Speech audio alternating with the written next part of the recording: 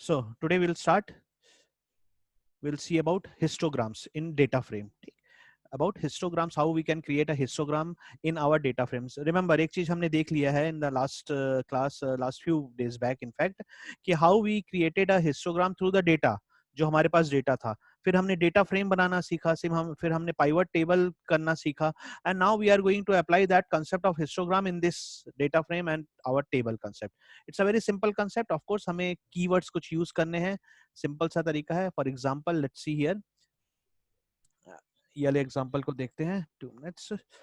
So what do you find here in this particular example?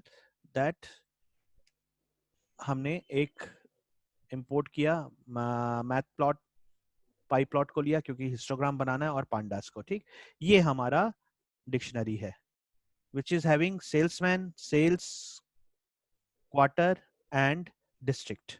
Alright, उसका हमने data frame बनाया और data frame को प्रिंट करेंगे. I'll show you the, so the first print out that we will see will be of a simple data frame. This monthly cell data frame हमें दिखेगा. फिर हम क्या कर रहे हैं, अब हिस्टोग्राम बनाने वाले by using hist function, hist method. So how it is to be done? As usual, seat table को पाइवट किया गया, इस डेटा फ्रेम को पाइवट वैल्यू किया गया, और इसमें किस तरह से किया गया, इंडेक्स में सेल्समैन दिया गया और only one value is taken, that is sales. सिर्फ इस सेल्स का हिस्टोग्राम होगा. इफ यू रिमेंबर, हम हिस्टोग्राम जब बनाते थे तो जितने भी न्यूमेरिक फील्ड रहती थी सबकी बनती थी इन द प्रीवियस क्लास जब हिस्टोग्राम बनाना सीखा था. पर यहाँ पे हमें एक चॉइस मिल रहा है कि what are the values we need to plot in the histogram. So if we do it in this manner तो ये सिर्फ सेल्स का बनता है. फिर हम एक और एग्जांपल देखने वाले हैं हिस्टोग्राम का जहां सारी वैल्यू भी प्रिंट हो सकती है. So how to use this hist method? Remember, it is the name values dot hist. यहाँ values कौन सी ली जा रही है, sales values ली जा रही है. And as usual, pivot करते समय हम देते हैं index क्या रहेगा, values क्या रहेगा, and there are many parameters that we use. 4 parameter हम use करते हैं. And to plot the graph, this is the function that you need to call. show function से हम इसे plot करते हैं. So let's have a look at it. एक minute, दो screen में खोल देता हूँ so that things becomes easy for you. This is page number 67. New book में नहीं नहीं है, मत रहने देना. As I said, this has been omitted in some of the case, but we are going to study data frame completely. क्यों? क्योंकि CBSE में data frame को maximum weightage दिया गया बेटा. So हम कोई भी चीज छोड़ेंगे नहीं. ठीक है, हम हर चीज, और ये थोड़ा सा ही टॉपिक बचा हुआ है, इसमें ज्यादा नहीं बचा हुआ है. Don't worry about it. तो मैं हर टॉपिक कवर कर रहा हूँ, स्पेशली इस चैप्टर का. Just a moment, let me show it. Deepa बाहर आ गई. Why is it? Just a moment. Page 67. I'll go to page 68 now. See it on the right side.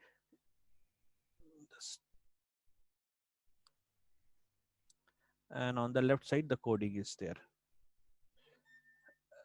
Okay. All right.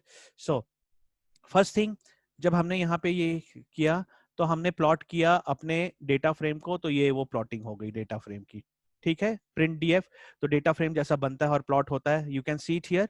Now we will be seeing the show plotting dot plt dot show histogram. देखेंगे ये भी plot हुआ है, इसके नीचे हुआ है. देखो जैसे ये लाइन दिख रही है, use of histogram hist method. इसको हमने प्रिंट करा है ना यहाँ पे, use of histogram hist method.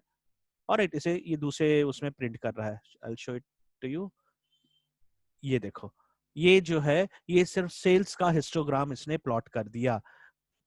Because why? We have taken the values sales dot hist हम कॉल कर रहे हैं, तो इसने सेल्स का हिस्टोग्राम बनाया and it has taken it from this pivot table only. पहले हम क्या करते थे? I'll show that one also. इसके बाद का एग्जांपल है. I'll show it just a moment. Sir. हाँ जी सर, मतलब ये क्वेश्चन में 3 आउटपुट आएगा ना? इस क्वेश्चन में कौन से? नहीं, इस क्वेश्चन में 2 आउटपुट आ रहा है. देख पिछला सर, एक पाइवट टेबल वाला और एक हिस्टोग्राम वाला. नहीं, ये देखिए पाइवट टेबल को हमने प्रिंट नहीं किया बेटा, ध्यान दे इधर. ये रहा, देख यहाँ पे प्रिंट डीएफ किया, मतलब डेटा फ्रेम को प्रिंट किया. तो इसने जस्ट अ मोमेंट, ये देख राइट साइड के स्क्रीन पे देख, इसने ये दिखाया. Yes sir.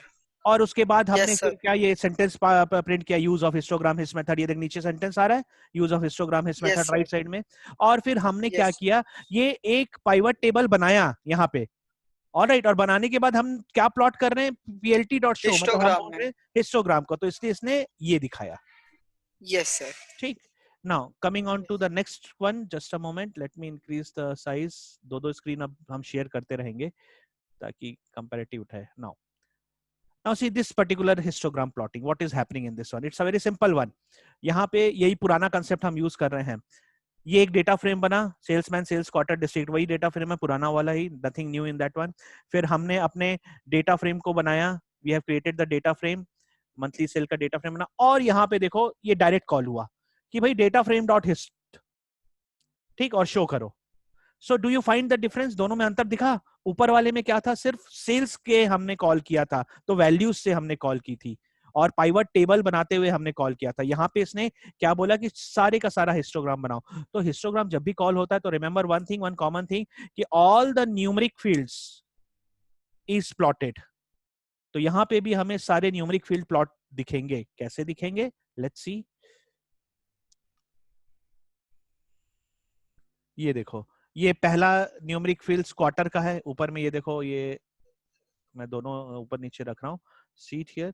यहाँ पे अब क्या हो रहा है, ये पहले क्वार्टर का न्यूमेरिक प्लॉट किया हिस्टोग्राम, और फिर ये सेल्स का भी प्लॉट किया. ये देखो, दोनों को इसने प्लॉट कर दिया. सब लेट आ रहे हैं, why is it so? Alright, so see this, ये दो हिस्टोग्राम प्लॉट हो गया. दिख रहा है ये सबको, the two graphs? Because histogram की खासियत ही होती है कि it will print, if you don't specify the things, it is going to print all the numeric value, उसे वो दिखा देगा. अब कैसे दिखा रहा है, जस्ट मोमेंट, एक थोड़ा सा इंटरप्रिटेशन करें. चलो, इंटरप्रिटेशन करने के लिए दो स्क्रीन की जरूरत पड़ेगी. Just a moment, let me clear it, let me decrease the window size. Alright,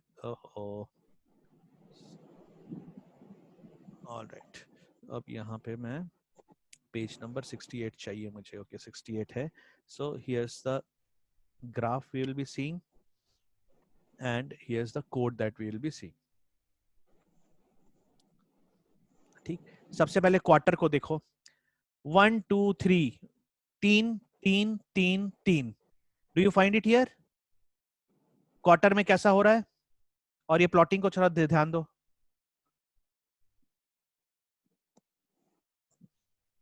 1 का 3 है, 2 का 3 है, 3 का 3 है, 4 का 4 है.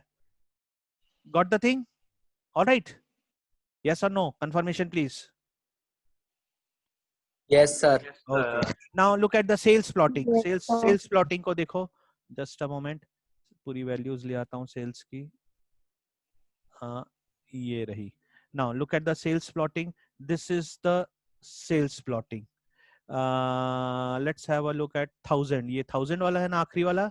1000 का दिखा रहा है 3, 1 2 3. ठीक है. उसके पहले 900 होगा. 900 कितना है देख लेते हैं. 2, 1 and 2. ठीक. So the plotting is clear to you. Alright, हमें इसमें चिंता नहीं करना है, ये तो हमारे लिए सिस्टम कर देगा ना. We have to simply give a right command and it is going to print the histogram for us. Okay. So और ऐसा क्वेश्चन नहीं आएगा कि plot the histogram. You are not math students कि यहाँ पे हम हिस्टोग्राम प्लॉट करना सीख रहे हैं. No, we are learning a readymade function, readymade concept to directly plot it through by giving the right command. That should be known to everyone. So this is the method to print the histogram with the help of a data frame and pivot table. Now next concept हम यहाँ पे 3 चीजें सीखने वाले, और यही शायद आखिरी कंसेप्ट है बुक का, most probably. All right. So remember, new book में शायद ये नहीं दिया है, but I am taking it because CBSE में डेटा फ्रेम को मैक्सिमम वेटेज दिया गया है, and that's why we are learning each and every topic from the old book.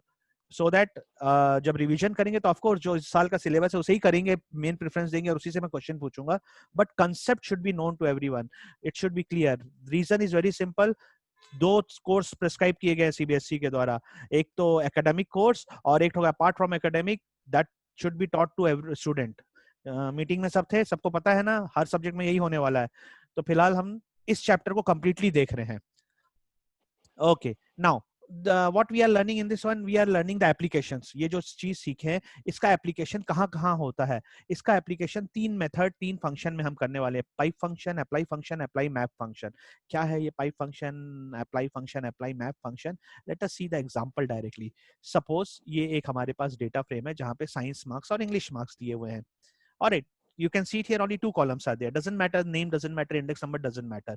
So how we can apply the pipe function in this particular thing? 2 minutes. Page number 69. Page number 70. Let me bring it here on the page number 70. Now look at the left hand screen. Left और ध्यान दो screen पे. So to apply a pipe function, the requirement is, what are the requirements? We must create our own user defined function. यहाँ पे मैं एक function बना रहा हूँ, उसका नाम है adder. Remember it, it's not a library function. ये user defined function है, इसे हम define कर रहे हैं. ठीक, as usual यहाँ पे कुछ चीज हमने import कर ली है क्योंकि we are going to use everything here. Now let's see, ये function क्या करने वाला है? ये function 2 पैरामीटर लेगा, 1 2, और सिंपल सा काम करेगा कि दोनों को ऐड कर देगा, इसलिए नाम इसका एडर रखा गया है. So this is a function that we have created. To use a pipe function we can apply pipe function with the help of a user defined function. तो हमने यहाँ पे एडर क्रिएट किया. नाउ मुद्दे की बात, हमारा एक सर. हाँ जी बोलो सर रिपीट करो ना, आवाज कट गई थी. बेटा तू चिंता मत कर, मैं इसको रिकॉर्ड कर रहा हूँ, मैं शेयर कर दूंगा. ठीक है, ठीक है सर. हाँ हाँ, तो इसलिए अभी अच्छा चलो मैं एक बार जल्दी रिपीट कर दे रहा हूँ कि हम यहाँ पे सीख रहे हैं. We are learning how to apply the pipe function. To use pipe function, what is the pre-requirement? Pre-requirement is to create one own user defined function.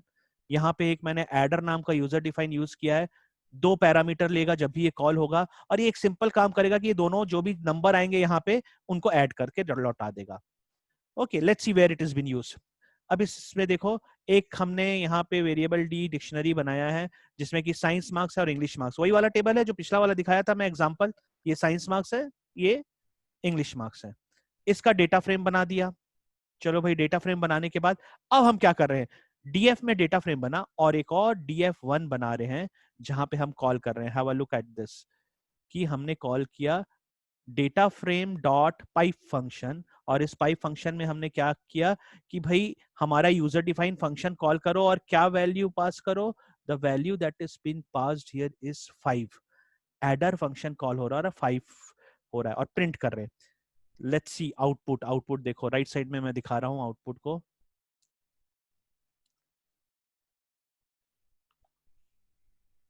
ये देखो, ये जो है एक ही आउटपुट है. ये क्या दिखा रहा है? Have a look at it. ये मुझे दिखा रहा है df1. आखिरी लाइन क्या है? Print df1. मतलब can anyone tell me what is happening? क्या हो रहा है यहाँ पे? सर +5 कर सर सब में 5 प्लस होते जा रहे हैं. देखो, सबसे पहले कि ये ओरिजिनल मार्क्स ये क्या था इंग्लिश साइंस का? ये था 22. एरो से मैं दिखा रहा हूँ, ठीक है. और since we have called a pipe function and we have used a user defined adder, तो उस 22 और 5 कहाँ जा रहा है? एडर, ये फंक्शन कॉल हो रहा है ना, ये इस फंक्शन पे चला जा रहा है जहां पे 22 और 5 ऐड होके रिटर्न हो जा रहे हैं. तो इसलिए यहाँ पे क्या दिख रहा है? 27. उसी तरह हर एक में ++5 हो जा रहा है. Can you find it? Can you see it here? All science marks and even all for loop की तरह. फॉर लूप की तरह. पर यहाँ पे उतना देखो कॉम्प्लिकेटेड कुछ भी नहीं रहा, बड़ा सिंपल सा काम रहा. हमने पाइप फंक्शन की मदद से हमने सारे डेटा को बदल दिया. ओके, एक और एग्जांपल देखो.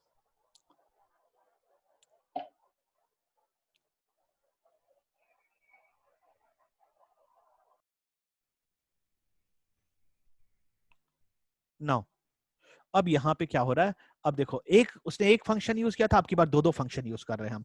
We can create n number of user defined function.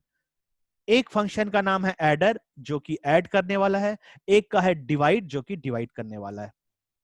Now dictionary D variable dictionary बनी, ये रही हमारी, और ये रही इंग्लिश की. इसने क्या किया? 89,87.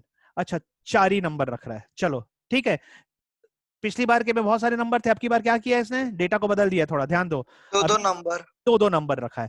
मतलब साइंस में 2 नंबर है, 1 2 और इंग्लिश में 2 नंबर है, ठीक है। 2 के लिए एप्लीकेबल है तो 5 के लिए भी होगा, 10 के लिए भी होगा, 100 के लिए भी होगा। डेटा फ्रेम बन गया, प्रिंट किया डेटा फ्रेम। चलो भाई आउटपुट देख लेते हैं कि पहला डेटा फ्रेम सही दिखा रहा है कि नहीं। 4 नंबर का दिखना चाहिए मुझे। Let me go to my screen. अच्छा ये दूसरे पेज में होगा। 71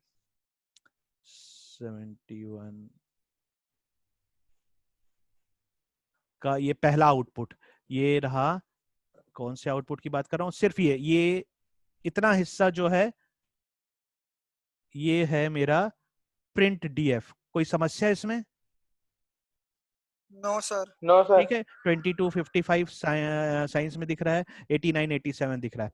अब देखो pipe function, now seat very good, बहुत प्रैक्टिकली अच्छी चीज है ये। इस पाइप फंक्शन ने एक df1 बनाया जो कि df की मदद से पाइप को कॉल कर रहा है।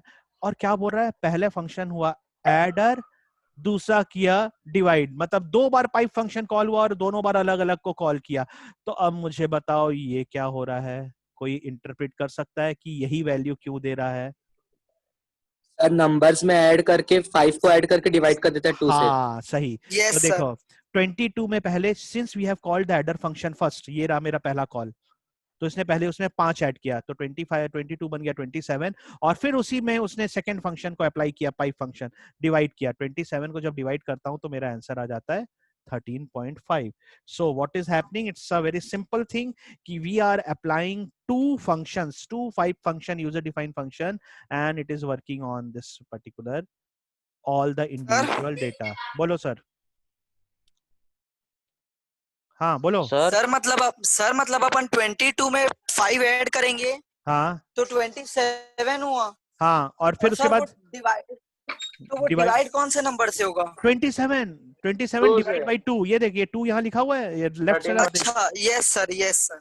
है ना, क्योंकि सेकंड पाइप फंक्शन डिवाइड करना को कॉल कर रहा है 2 के साथ, पहला pipe yes function sir, add करने बोल रहा है 5 के साथ, तो इसलिए 2 के साथ होगा। यस सर, ठीक है, यस सर। सर अगर उल्टा डालते तो पहले बिल्कुल डिवाइड करता फिर ऐड करता ना। एकदम एकदम, it will follow the sequence, it will follow the parameter कि क्या यस नंबर दे रहे हो और किस सीक्वेंस में दे रहे हो, उसके हिसाब से ऑपरेशन परफॉर्म होगा।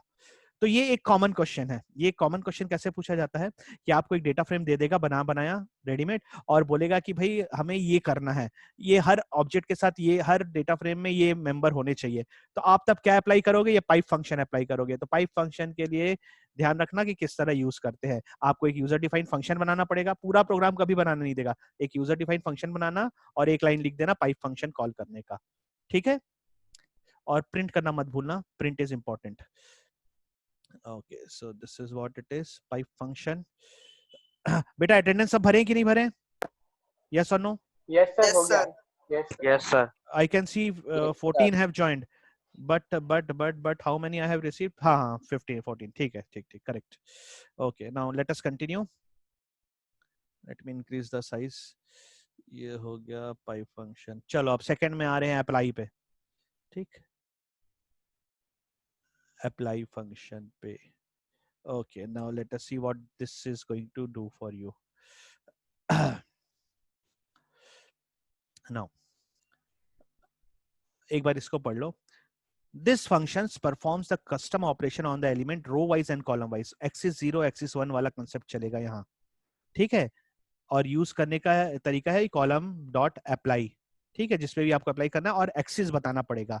लेट्स सी, मैथमेटिकल ऑपरेशंस हम परफॉर्म कर सकते हैं यहाँ पे, जैसे जैसे कि यहाँ पे सीट साइंस का मार्क्स है, 2 मार्क्स दिए हुए हैं, इंग्लिश के 2 मार्क्स दिए हुए हैं, डेटा फ्रेम बन गया, प्रिंट डेटा फ्रेम किया, कॉमन एक्टिविटी लास्ट टाइम की 4 नंबर दिखेंगे। उसके बाद देखो अप्लाई के लिए कैसे यूज कर रहे हैं। Apply function always returns a value, so R is been made.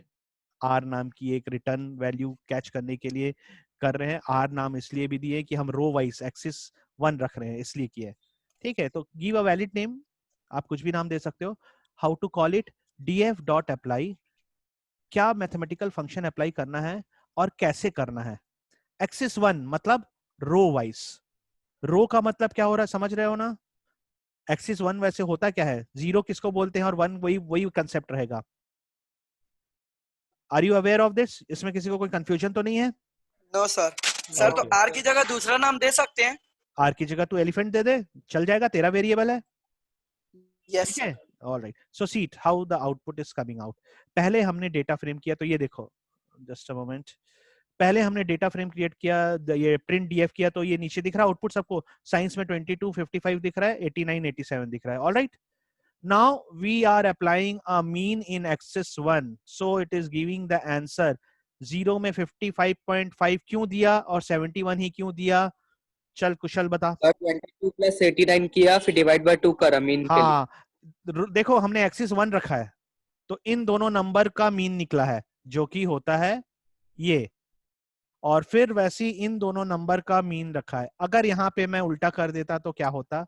अगर मैं यहाँ पे सर अगर उल्टा कर देते लिखता, तो 22 और 55 को प्लस 22 और करता, 55 एकदम सही, फिर 89 89 और 87 87, को प्लस करता, डिवाइड बाय 2 करके मीन आ एकदम जाता। सही, एकदम सही, करेक्ट आंसर, करेक्ट। ओके, शायद नेक्स्ट एग्जांपल वही दिखाया है most probably, let me show it. हाँ, ये देखो, पूरा का पूरा प्रोग्राम सेम है, यहाँ पे बस इसने क्या कर दिया, 1 की जगह 0 जीरो कर दिया। So what is happening in this example sheet, एक बार वेरीफाई कर लो। यहाँ पे क्या कर रहा है, ये कॉलम वाइज कर रहा है, तो 22 प्लस 55 कितना होता है? 77। 77 का मीन होता है, एवरेज होता है 38.5। 38.5 एंड सिमिलरली इसका एवरेज होता है ये। ऑलराइट, ठीक है। Yes sir.